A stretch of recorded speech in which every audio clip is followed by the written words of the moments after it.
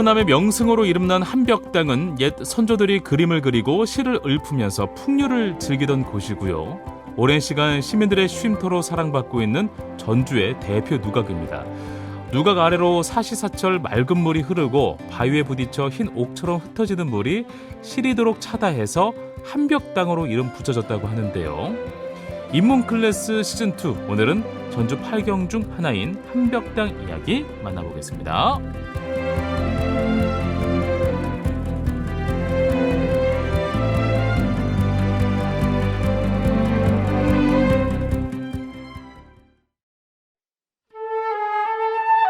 전주대학교 한국고전학연구소 온다락 인문학센터와 함께 우리 주변의 살아있는 이야기를 쉽고 다양하게 즐기는 인문클래스 시즌2, 고전의 새로운 패러다임 전주대학교 온다락 지역인문학센터장 서정화 교수님과 함께 하겠습니다. 안녕하세요, 교수님. 네, 안녕하십니까. 네. 전주대학교 한국고전학연구소 HK 교수 서정화입니다. 오늘은 어떤 이야기 나눠볼까요?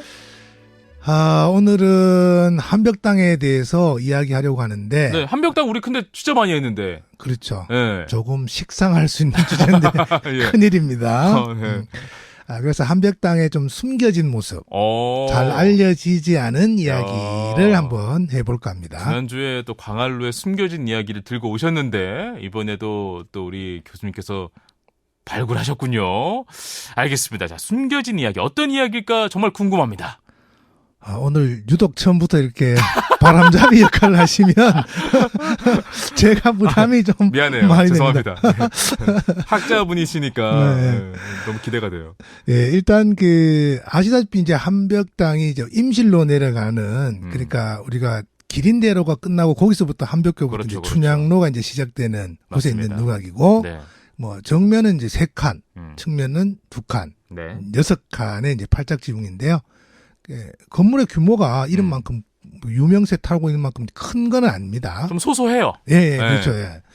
뭐 대신 이제 한벽당 앞에 이제 피어나는 안개 풍경을 한벽청년이라고 해서 맞습니다. 예, 전주 8경이 하나로 자리 잡고 있고 네. 뭐 광활루의 한풍루의 한벽당의 한 이래서 호남의 삼한이라고 네. 해서 유명한데 현재 건물은 이제 1828년 뭐 그 이후에 약간 뭐 중수됐다고 보기도 하고요. 네. 그때적 건물로 이렇게 보고 있습니다. 아마 전주에 계신 분들은 한 번쯤은 올라가 보지 않았을까라는 생각이 드는데요. 한벽당에 가보면 한자로 한벽당이라고 적어놨잖아요. 이것이 이제 편액이라고 하는 거죠. 네, 맞습니다. 근데 꽤 많더라고요, 그 편액이. 그렇죠. 누가 그렇게 크지 않은데 네. 3개나 있습니다. 뭐 그 약국 가면 네.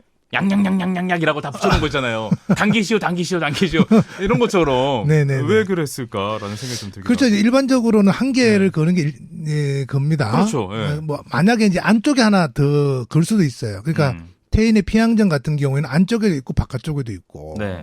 같은 이름으로.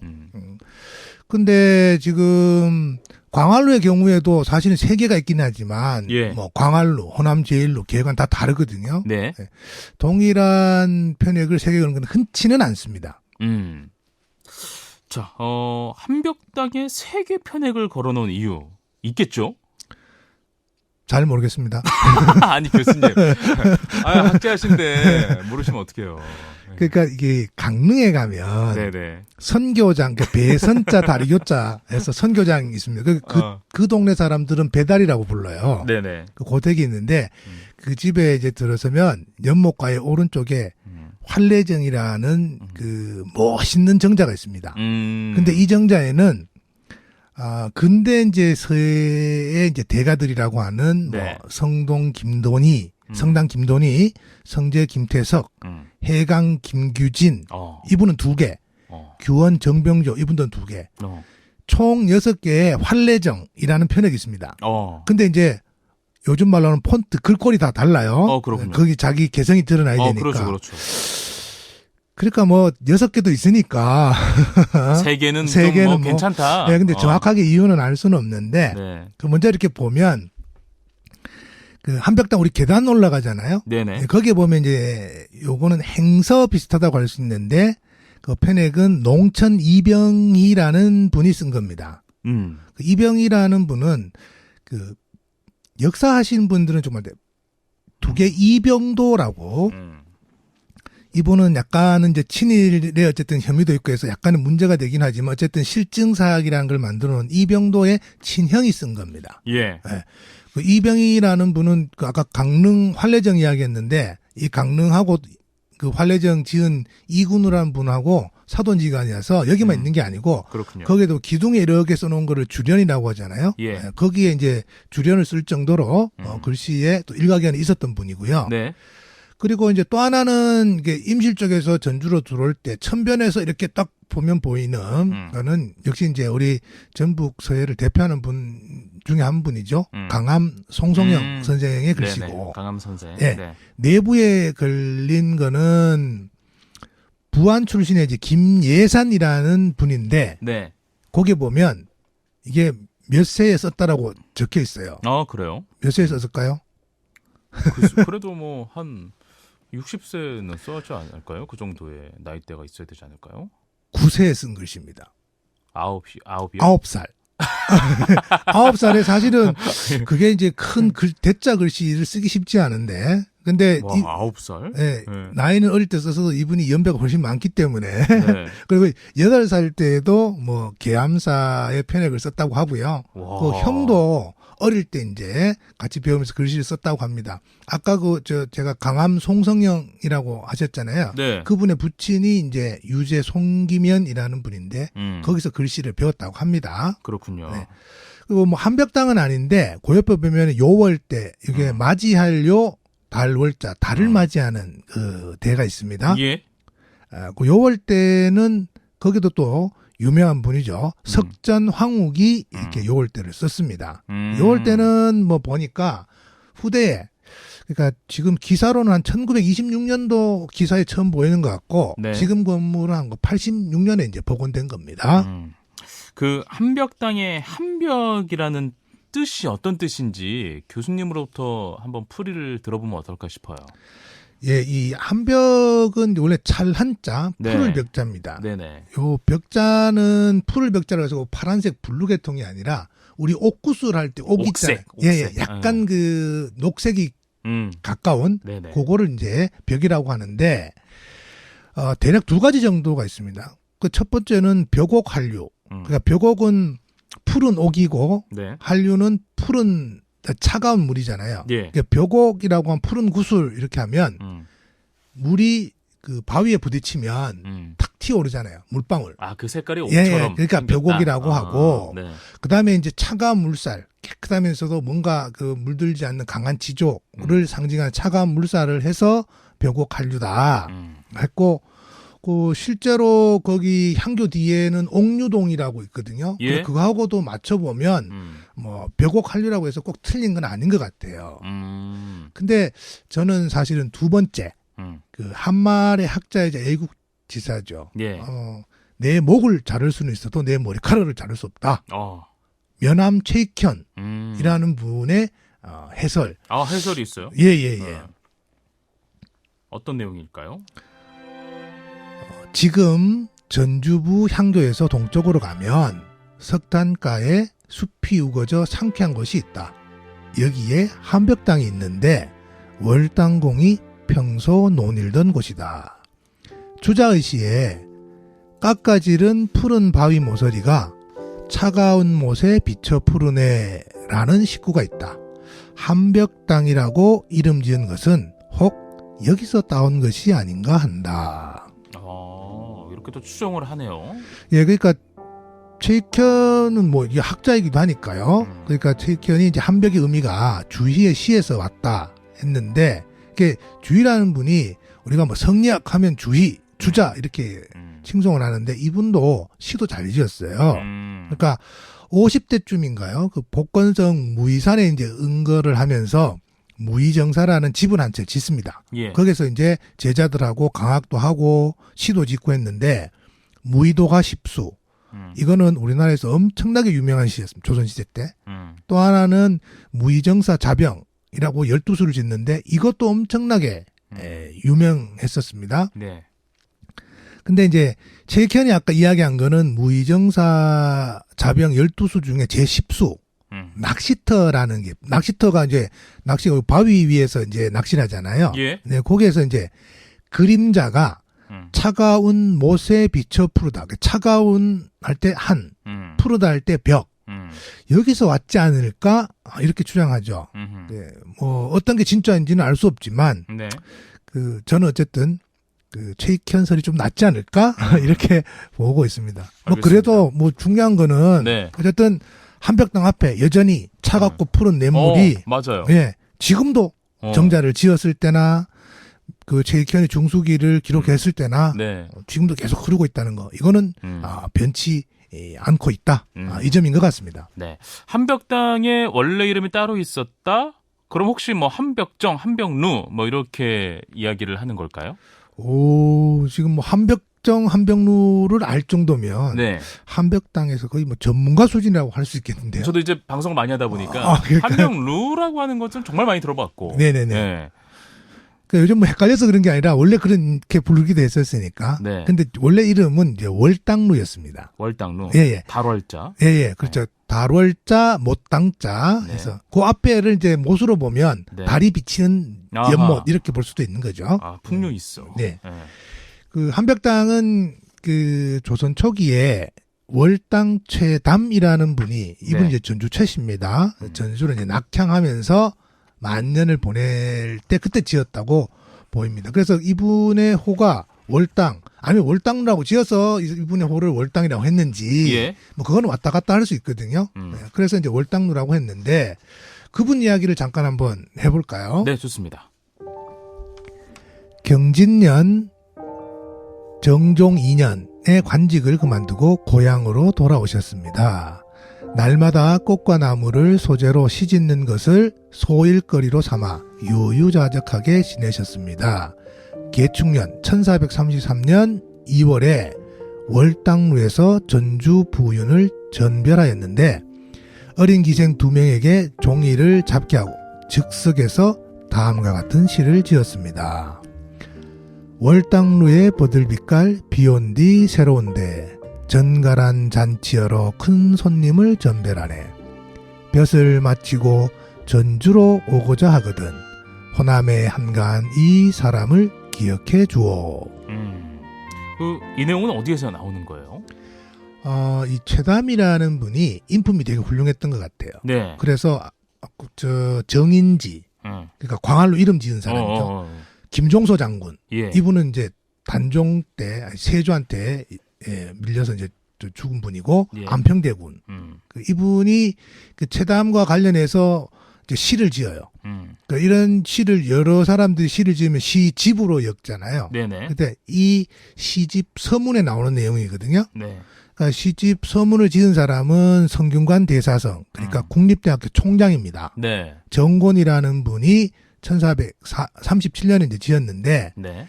이분이 이제 최담, 월당 최담의 막내 아들이 최덕지라는 분인데, 이분이 와가지고 우리 아버지는 이렇게 하셨어요 라고 하는 거를 그대로 써놓은 거예요, 여기다가. 서문에다가. 그렇군요. 그러니까 월당이 지금 80세가 넘어서도 이제 언덕을 오를 때, 뭐 지금도 그렇지만 80세 넘어서 이렇게 지팡이 사용하지 않고 크고 작은 뭐 경조사 있으면 축하한다 그러고 또 위로해주고 할 정도로 했답니다. 건강했구나. 예, 네. 아까 거기 시 지을 때가 88세 때였다고 합니다. 와. 전별하면서 즉석에서 시를 지을 정도. 정말 장수했구나. 예. 그러니까 월당루가 언제 지어졌는지는 모르겠는데 최당이 이렇게 낙창했을 때가 1400년이고 돌아가신 게 1434년이니까 예. 요 사이에 아마 지었을 것 같거든요. 그래서 완산지 기문이라는 19세기 말에 나온 그 책에는 보면 부남쪽 오리 성황산 서쪽 기슭에 있다. 아까 지른 듯한 석벽 위에서 마치 떨어질 듯이 굽어보고 있다. 대각 아래에는 냇물이 흐른다. 라고 돼 있어요. 그런 거 보면, 그러니까 건물은 바뀌었는데, 위치는 최담이 처음 건립했던 위치가 현재도 그대로 유지되고 있는 것 같습니다. 예, 알겠습니다. 최담이 건립한 위치는 그대로 유지되고 있고, 월당루는 세월의 흔적을 비껴갈 수는 없겠죠? 역시 많이 하시니까. 좀 약간 좀 아나요? 네. 모든 것이 어깨 너머로. 예, 모든 것이 그렇듯이 무한한 것은 없습니다. 네네네. 월당루도 이제 세월을 이제 비껴나지 못하죠. 그래서 수리하고 이렇게 예, 보수하는데 네네. 이게 건물로 바꾼 게 아니라 이제 이름까지 그 월당루에서 그렇잖아요. 우리가 지금 월당루라고 부르진 않잖아요. 아, 그렇죠. 예, 한벽당, 뭐 한벽루, 한벽정 뭐 차이가 있지만 예. 그 당초와는 이제 전혀 다른 이름으로 부르습니다. 그럼 언제부터 이제 월당루를 한벽당으로 불렀을까? 그 흔적을 한번 좀 찾아볼 필요도 있을 것 같아요. 그래요? 예, 예. 완산의 한벽당을 추억하다. 바위에 세운 날듯한 누각은 맑은 신에 누르고 눈에 가득한 구름과 산은 흩어져 거둘 수 없네. 처마에 비친 물빛은 달과 차가움을 다투고 평상의 대숲 서늘함은 가을 기운 만드누나. 부귀한 연의 자리에서 나그네의 시름을 잊고 질탕한 풍악 소리에 각오 몸음을 맡겼다네. 화려하게 솟은 누대도 전란에 다 쓰러졌으니 추억건대 20년 전의 놀이가 서글프기만 하구나. 누가 지은 시일까요? 네, 이 시는 이제 이의건이라는 분이 네. 이 한벽당에서 그 놀았던 그 추억을 노래한 시입니다. 이의건이 이제 봤던 그 한벽당은 바위에 아무래도 바위에 세웠기 때문에 네. 그 바위가 울뚝하잖아요, 지금도. 그렇죠. 그 날듯이 써서 이제 시내를 구워보고 있고 또 거기서 보면 멀리 이제 구름과 산을 이제 조망할 수가 있었습니다. 네네. 그래서 맑고 시린 시냇물이 흐르고 또 가을 기운처럼 서늘한 대숲 바람이 이제 부는 정자였고 음악도 있고 네. 그 나그네 시름도 있고 그렇죠. 그러니까 떠날 줄을 모르고 행복의 공간이었죠. 네. 그런데 맨 마지막에 전쟁이 휩쓸고 간 한벽당은 불에 타 없어지고 쓸쓸한 추억만을 작가에게 남긴 것 같습니다. 그렇구나. 그 현재까지 지금 찾은 거로는 이 한벽당이라는 말을 가장 먼저 사용하고 있는 것이 바로 위에 시인 것 같거든요. 이 시에서부터 좀 단서를 찾을 수 있겠군요. 예. 그러니까 이의건이라는 분이 그 요 시를 짓고 나서 얼마 안 있어서 1621년쯤에 사망을 해요. 그러니까 전란으로 한벽당이 요게 정유재란이잖아요. 네. 한벽 광활도 타고 뭐 다 타는데 이것도 이제 탔던 것 같아요. 그러니까 20년 뒤라고 했거든요. 네네. 그러니까 이분이 21년에 돌아가셨으니까 20년 땡기면 1600년. 네네. 그거가 가장 가까운 전쟁은 1597년의 정유재란입니다. 그러니까 임진왜란 때는 사실은 뭐 이게 전주가 그 우리 저쪽이 어디죠? 장수 진안 쪽에 그 어디죠? 그 웅치전투 때문에 지킬 수 있었는데 네네. 정유재란 때는 뭐 경기전도 불타고요. 광활도 소실되고 아마 한벽당도 이때 소실됐습니다. 네, 알겠습니다. 그러니까 이제 안타까운 건 안타까운 거고 네. 그러니까 한벽당이 이분이 20년 전에 이야기를 하잖아요. 예. 그러니까 정유재란 이전에 월당루에서 한벽당으로 이름이 바뀌었다. 누가 바꾼 건 모르겠는데 어쨌든 바뀌었다라는 것을 알 수가 있습니다. 전주를 대표하던 정자 한벽당은 원래 최담의 소유였다가 관하에서 보수하면서 관청 소유가 됐는데요. 그 이후에는 어떻게 됐을까요? 예, 50년쯤 흐르니까 네. 한벽당도 이제 낡고 무너지고 그렇게 되는 거죠. 또 이게 물가 가까이 있으면 또 습기도 많이 먹어요. 네. 그래서 이제 1733년에 이게 통판 구성필이라는 사람이 이 사람이 또 중수를 하고요. 그렇군요. 이 사람이 이제 뭐 일설에는 자신의 월급을 들어가지고 한벽당, 그다음에 향교 앞에 만화루, 그다음에 저 성문에 있는 공북루 뭐 이렇게 수리했다고 하는데 요 시기가 전주성을 새로 축성하는 시기하고 맞물리거든요. 네. 근데 어쨌든 그 구성필이라는 분이 여기에 깊이 관여한 거는 맞는 것 같아요. 그렇군요. 네. 그러다가 이제 다시 50년쯤, 한 100년쯤 지나면 1827년쯤 되면 이게 전주 최씨, 최담의 후손들이 원래 최담이 살던 데를 유어지들을 이렇게 힘을 모아가지고 사들입니다. 예. 아마 이때쯤 넘어갔을 것 같긴 한데, 근데 이 이후에 다시 50년쯤 뒤에 아까 그 면함 최익현이 한벽당 중수기를 짓거든요. 네. 그러니까 19세기 한 초중반 넘어가면서는 이제는 최씨 집안으로 소유가 넘어가는 게 아닌가. 네. 그렇군요. 네네. 한벽당이 다시 최담의 후손들에 의해서 최씨 집안의 소유가 되고 그 이후에 한벽당의 운명은 어떻게 됩니까? 네, 지금 한벽당은 사실 일제강점기 때 철거될 뻔했습니다. 아, 맞아요. 네, 네, 그 한벽굴. 네, 그렇죠. 네, 지금 뚫으면서. 저 뒤에 보면 뭐 이상하게 터널, 지금 뭐 지도에도 뭐 한벽굴, 한벽터널 이렇게 돼 있는데 네. 그게 왜 그렇게 났냐? 음. 그게 보면 이게 1929년에서 이제 31년 사이에 네. 전주하고 남원 사이 이제 철도가 부설이 됩니다. 네네. 그래서 일제는 당연히 한벽당을 허물고 네. 철도를 그쪽으로 개설하려고 했죠. 네. 그때 그 유명한 유림이죠. 금제 최병심이라는 분이 네. 그 다른 여러 사람들하고 강력하게 저항을 합니다. 예. 그러니까 일제가 이제 당국이 이거는 안 되겠다 싶어서 와. 타협하는 게 바로 지금은 사실은 그 결혼식 하거나 아니면 네. 그 포도전으로 유명하더라고요. 한벽굴이. 거기가 드라마에 좀 나와서 그래요. 네. 네. 그런데 그런 아픈 사연이 있었습니다. 아, 그렇군요. 한벽당을 머무는 대신 여기 네. 터널을 뚫은 거죠. 한벽당은 앞서도 언급됐지만 전주 8경 중에 하나로 꼽히잖아요. 네네. 뭐 이유와 저도 뭐 충분히 알겠지만 다시 한번 우리 교수님으로부터 들으면 어떨까 싶습니다. 예. 이게 이제 한벽청년 이렇게 돼 있는데, 네. 그러니까, 이거를 처음으로 이제, 이름을 지은 분은 조선 후기의 문인 중에 조수삼이라는 분이에요. 네네. 이 사람의 신부는 양반이 아닙니다. 중인이었어요. 그래요. 네. 근데 그 당시 우리 추사 김정희 아시죠? 네네. 그 김정희, 김명희 형제. 네네. 그다음에 세도 정치 우리 뭐 국사 시간에 얘기하는데 풍양조씨. 음흠. 그러니까 조인영, 조만영 형제. 네네. 이분들하고 엄청 친했습니다. 음. 그리고 이분은 사실 요즘은 뭐 그래도 쉽다고는 하지만 중국을 6번 정도 다녀오기 쉽지 않거든요. 네. 이 당시에 6번을 다녀와요, 이분이. 어허. 그러니까 이 대가집들하고 권력가들하고도 엄청 친했다. 신부는 중인이었다. 네네. 그만큼 시와 글이 뛰어났다는 걸 의미하죠.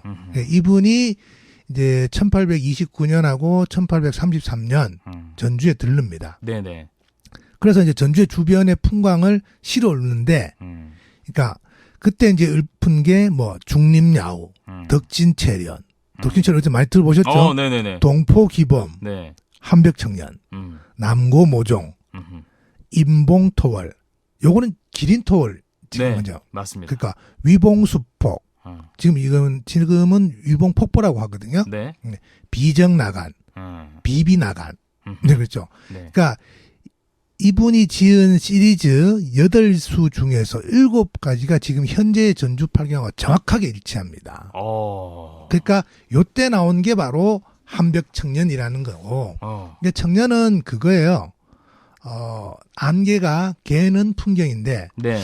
많이 뭐 들으셨겠지만 한번 그래도 시를 한번 보고 나서 네. 설명을 좀 해볼까요? 한벽당의 갠안개. 멀리선 희미하다.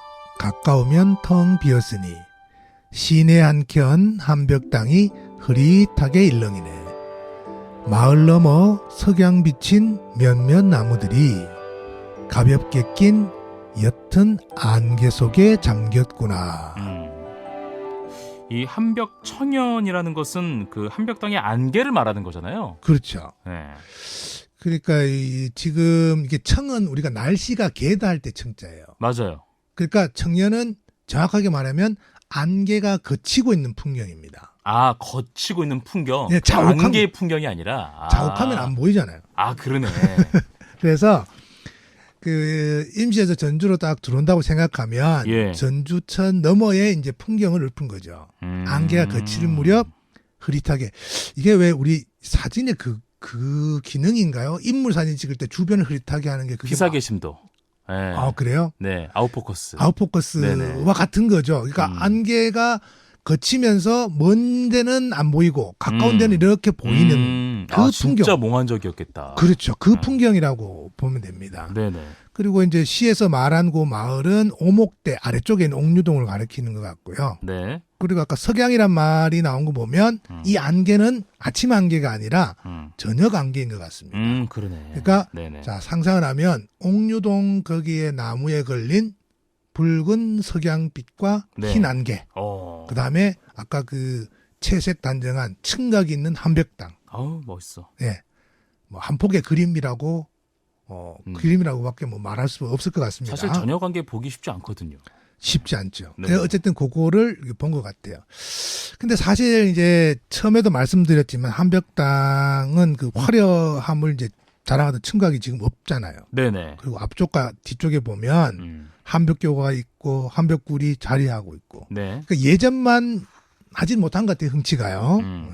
그렇다고 뭐 지금 없던 것을 새로 뭐 층각을 만들거나 네. 또 있는 뭐 구를 메운다거나 뭐 이런 거, 쉽지 않죠. 예, 그런 게 네. 능사는 아닐 것 같습니다. 맞습니다. 예, 다만 이제 그 밖에서 보는 흥치하고 저도 안에 올라가서 몇 번 올라가 봤는데 안에서 느끼는 흥치는 다른 것 같아요. 그래서 우리가 그 좁게는 전주 향교 주변에 네. 아니면 넓게는 이제 한옥마을 이렇게 한번 돌아다니다가 예. 거기를 보고 한 템포 쉬고 싶을 때 이 한벽당에 올라가면 오히려 갈증도 사라지고 네. 시야가 탁 트여가지고 한벽당의 그 제맛을 어느 정도 만끽할 수 있지 않을까 싶습니다. 네. 자, 오늘은 호남 최고의 누각으로 꼽히는 한벽당의 숨은 이야기를 나눠봤습니다. 전주대학교 한국고전학연구소 온다라 인문학센터와 함께 우리 주변에 살아있는 이야기를 쉽고 다양하게 즐기는 인문 클래스 시즌2 고전의 새로운 패러다임을 여는 전주대학교 온다라 지역인문학센터장 서정화 교수님과 함께했습니다. 오늘 고맙습니다, 교수님. 네, 감사합니다.